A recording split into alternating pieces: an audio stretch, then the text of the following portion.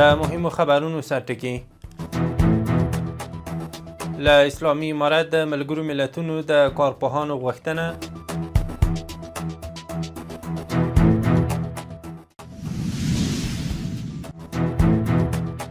ازبکستان ته د کورنیو چارو وزارت د پلاوي سفر،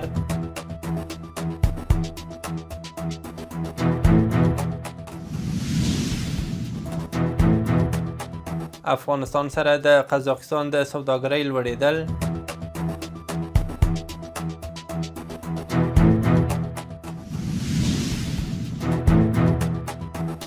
او د ایران لخوا د هرمز تنګي بیا تړل کېدل.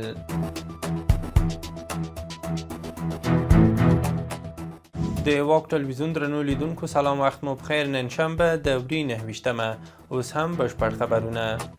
د ملګرو ملتونو کارپوهانو اسلامي امارت ته په یوه استول شوي لیک کې د اسلامي امارت د جزایي قانون د ارزونې غوښتنه کړې ده. په دغه لیک کې د اسلامي امارت د قانون پر ځینو برخو نیوکې شوې او ویل شوي چې باید له سره وارزول شي. اخوا اسلامي امارت د کارپوهانو د لیک په اړه تر اوسه څه نه دي ویلي. د کورنیو چارو وزارت د نشهیي توکو پر وړاندې د مبارزې معینیت وایي چې د معین عبدالرحمن منیر په مشرۍ افغان پلاوی د ازبکستان سمرقند ته د نشهیي توکو د نړیوالو ګواښونو غونډه کې د ګډون لپاره ولاړ. ویل کېږي چې دغه غونډه د روان اپریل میاشتې په 20 د بېلابېلو هیوادونو او نړیوالو سازمانونو په حضور کې کېږي. تمه ده چې افغان پلاوی به د نشهیي توکو پر ضد خپلې لاسته راوړنې هڅې او راتلونکې برنامې شریکې کړي او د سیمه ییزو او نړیوالو همکاریو پر پیاوړتیا به خبرې وکړي. د افغانستان د ستراتیژیکو مطالعاتو مرکز پر ایکس لیکلي چې دغه مرکز رئیس عبدالحی قانت د منځنۍ اسیا د اوبو امنیت په اړه په یوه غونډه کې ګډون کړی دی. هغه د اوبو د مدیریت لپاره د ګډ چوکاټ پر جوړېدو ټینګار کړی چې پکې د ټولو هیوادونو ګډون، د معلوماتو شریکول، د اوبو د ضایع کېدو کمول او د اقلیم بدلون پر وړاندې ګډ اقدامات شامل دي. په غونډه کې د افغانستان د ونډې او د سیمه ییزو همکاریو پر پیاوړتیا هم ټینګار شوی دی څو د اوبو سرچینې په ګډه او اغېزناکه توګه مدیریت شي. د کرنې، اوبو لګولو او مالدارۍ وزارت پر ایکس لیکلي چې دغه وزارت یوه پلاوي د وزارت د مرستیال صدر اعظم عثماني په مشرۍ په مسکو کې د افغانستان په سفارت کې له روسیه میشتو افغان سوداګرو سره کتلي دي. دواړو لورو د کرنې او مالدارۍ په برخه کې د همکاریو او سوداګریزو اړیکو پر پیاوړتیا خبرې کړې دي. قزاقستاني رسنۍ وایي دغه هیواد غواړي په راتلونکو کلونو کې له افغانستان سره سوداګري له اوسني شاوخوا 500 میلیونه ډالرو څخه 3 میلیارده ډالرو ته لوړه کړي. د دغه هیواد چارواکي وایي اوس مهال ډیره سوداګري د قزاقستان د صادراتو پر محور ولاړه ده چې غله، اوړه او کرنیز توکي پکې شامل دي. د هغوی په وینا د ترانسپورتي او لوجستیکي لارو کمښت تر ټولو جدي خنډ دی او د تورغونډۍ هرات اوسپنې پټلۍ پروژه به د سوداګرۍ د پراختیا لپاره مهمه وي. راپورونه وایي قزاقستان همداراز افغانستان د ترانزیت مهم دهلیز بولي چې د سویلي اسیا او منځني ختیځ بازارونو ته د لاسرسي زمینه برابروي. کانونو او پټرولیم وزارت په یوه خبرپاڼه کې ویلي چې د ټاپي ګازو نللیکې پروژې د رغنیزو چارو برخه کې د پام وړ پرمختګ شوی دی. د خبرپاڼې له مخې تر اوسه 44 کیلومتره نلیکه غځول شوې ده چې دا د پروژې د چارو د چټکتیا برخه کې یو مهم ګام بلل کېږي. سربیره پر دې د 124 کیلومترو په اوږدوالي نوره سیمه هم د نلیکې د غځولو لپاره چمتو شوې. د ملګرو ملتونو د وګړو صندوق وایي چې د هیواد په 11 ولایتونو کې وروستیو سیلابونو له 3,000 زیات کسان اغېزمن کړي دي. د هغوی په وینا په تیرو 12 ورځو کې 93 کسان مړه او 180 ټپیان کړي دي. په دغو اغېزمنو شویو کې 1700 امیندوارې میندې هم شاملې دي چې بیړني مراقبت ته اړتیا لري. دغه راز زرګونه کورونه، کرنیزې ځمکې او سړکونه هم ویجاړ شوي دي. راپور زیاتوي چې بې ځایه شوې کورنۍ، ښځې او نجونې روغتیایي خدمتونو ته د لاسرسي له ستونزو سره مخ دي او بیړنۍ اړتیاوې لکه خوراکي توکي، سرپناه، نغدي مرسته او رواني ملاتړ ته اړتیا ده. د ارشاد، حج او اوقاف وزارت وایي چې د افغان حاجیانو لومړنی کاروان سعودي عربستان ته ورسید. د دغه وزارت د خبرپاڼې له مخې د افغان حاجیانو د هرکلي ته په ریاض کې د اسلامي امارت سفیر عبدالفتاح حقانی، د اسلامي همکاریو د سازمان او جدي کنسولګرۍ استازو او د مکې مکرمې او مدینې منورې د حج کنسولان ورغلي وو. د خبرپاڼې له مخې دغه حاجیان به هلته په نبوي جومات کې 8 شپو او ورځو په ترڅ کې 40 لمونځونه ادا او د دې ترڅنګ به سپېڅلو ځایونو او زیارتونو ته ولېږدول شي.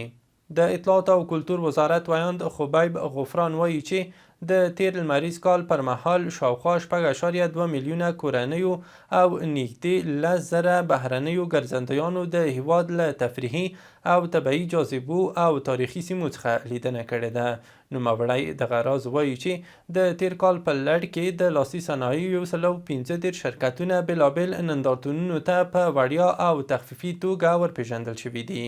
کابل ښاروالۍ ویلي چې روان کال په کابل کې د 5 نورو هوایي پلونو د جوړولو پلان لري چې د ډیزاین چارې پیل شوي دي.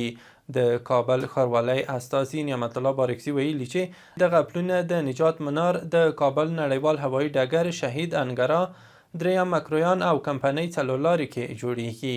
مسؤلین وایي د برکي څلورلارې د هوایي پله د لومړۍ برخې کار چې 1.5 میلیارد افغانۍ لګښت لري له 85 سلنې ډیر بشپړ شوی دی.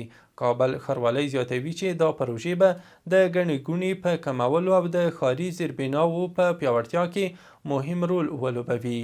د صنعت او سوداګرۍ وزیر نورالدین عزیزي د ترکیې انټالیا ډیپلوماسۍ د 5م فورم په څنډه کې په سوداګرۍ کې باور په پینل کې ګډون او وینا کړې ده. په دې ناسته کې عزیزي د سولې او ثبات او د هیوادونو ترمنځ د انساني اړیکو پر پیاوړتیا په ټینګار سره ویلي چې د افغانستان خلک د تیرو 15 لسیزو راهیسې له ګڼو ستونزو سره مخ شوي دي او اوس مهال یې هم شتمنۍ کنګل شوي دي.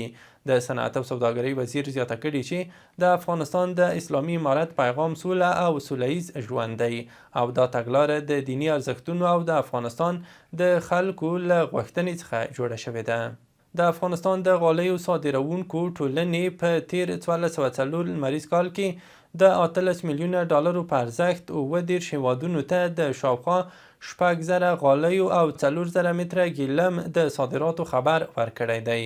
د یادې ټولنې رئیس عبدالله رحمان قل ویلي چې دغه غالۍ زیاتره امریکا، ترکیه او اروپایي هیوادونو ته صادرې شوي دي. هغه زیاته کړي چې د غالیو پروسس په کور دننه ترسره کیږي او که دا بهیر لا پراخ شي شاوخوا 15,000 کسانو ته به د کار زمینه برابره شي.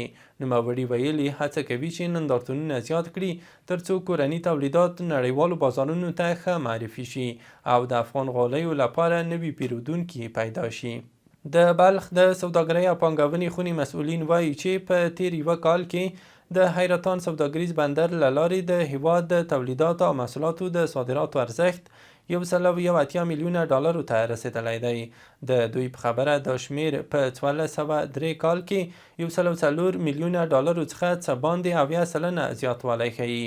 غالۍ، ګیلم، دیګ بخار، وچې او تازه میوې، زغر او شینبویه له هغو صادراتو څخه دي چې د یاد بندر له لارې صادر شوي دي. له هیواده بهر دا چې ایراني رسنیو د خاتم الانبیا مرکزي قرارګاه د ویاند له قوله راپور ورکړی چې د امریکا د پرله پسې ژمنو ماتولو له امله د هرمز تنګي کنټرول بیرته پخواني حالت ته ستون شوی. په راپورونو کې ویل شوي تر هغه چې امریکا د کښتیو د تګ راتګ محدودیتونه پای ته ونه رسوي، دا تنګی به د ایران د وسلوالو ځواکونو تر سخت کنټرول او مدیریت لاندې وي. دا په داسې حال کې ده چې پرون د ایران بهرنیو چارو وزیر پر خپله ایکس پاڼه لیکلي وو چې د لبنان له اوربند وروسته دا تنګی د ټولو کښتیو پر مخ پرانیستل شوی دی. بلخوا د ایران بهرنیو چارو وزارت ویاند اسماعیل بقایي امریکا ته د دغه هیواد د غني شویو یورانیمو د لیږد په اړه د ډونالډ ټرمپ ادعا رد کړه او زیاته یې کړه چې ایران ته غني شوي یورانیم د خپلې خاورې په څیر سپیڅلي دي. د ایراني رسنیو د راپورونو له مخې بقایي ویلي چې د هرمز تنګي له لارې یوازې ملکي کښتیو ته د اړونده ایراني ادارو تر ارزونې وروسته د تیریدو اجازه ورکول کیږي. هغه دغه راز د ایران سمندري محاصره د نړیوالو قوانینو خلاف بللې او خبرداری ورکړې ورکړی چې ایران به یې په غبرګون کې اړین ګامونه پورته کړي. تر دې وړاندې د امریکا ولسمشر ډونالډ ټرمپ ویلي و چې ایران ورسره امریکا ته د غني شویو یورانیمو انتقال هوکړه کړې ده. د ایران د هوایي چلند ادارې ویلي چې د امنیتي ارزونو تر بشپړېدو وروسته یې د هېواد د هوایي حریم یوه برخه او ځینې هوایي ډګرونه بیرته فعال کړي دي. چارواکي وایي چې د ختیځو سیمو هوایي لارې د نړیوالو الوتنو لپاره پرانیستل شوې او الوتنې به په تدریجي ډول بیرته پیل شي. د یادونې وړ ده چې د جګړې پر مهال د اسرائیل او امریکا د بریدونو له امله د ایران هوایي حریم تړل شوی و. الجزیرې راپور ورکړی چې اسرائیلي ځواکونه د اوربن سربیره د لبنان په سویل کې په سرحدي سیمو کې د عامو خلکو کورونه په بمونو الوځوي. په راپور کې راغلي چې اسرائیل غواړي په دې سره دغه سرحدي سیمو ته د بېځایه شویو د ستنېدو مخه ونیسي. او وروستی خبر مهم ده چې د امریکا ولسمشر ډونالډ ټرمپ وایي له ایران او لبنان سره د هوکړې لپاره هڅې روانې دي او په خبره یې ښه پرمختګونه پېښېدونکي دي. ټرمپ تازه خبریالانو ته ویلي چې که له ایران سره د هوکړې په برخه کې اختلافونه وي نو حل به یې کړو، خو زه فکر نه کوم چې ډېر لوی اختلافونه به وي. دا په داسې حال کې ده چې ټرمپ وړاندې ویلي و چې ایران ورسره د غني شویو یورانیمو د لیږد هوکړه کړې، خو ایران دا ادعا رد کړې ده. له ملتیا مو مننه. وروستي او مهم خبرونه مو هم دومره وو.